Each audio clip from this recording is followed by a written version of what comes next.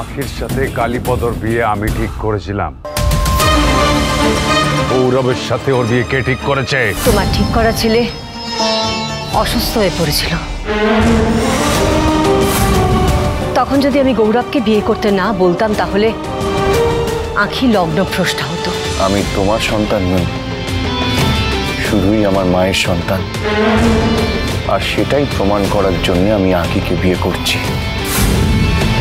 আমি জানি একটা ভালো মানুষ আর একটা ভালো মানুষকে নিশ্চয়ই বুঝতে পারবে। আর তুমি তো জুডো ঝিলিক, মনে রেখো তুমি কিন্তু কাঁদতে নয় জিততে এসেছো।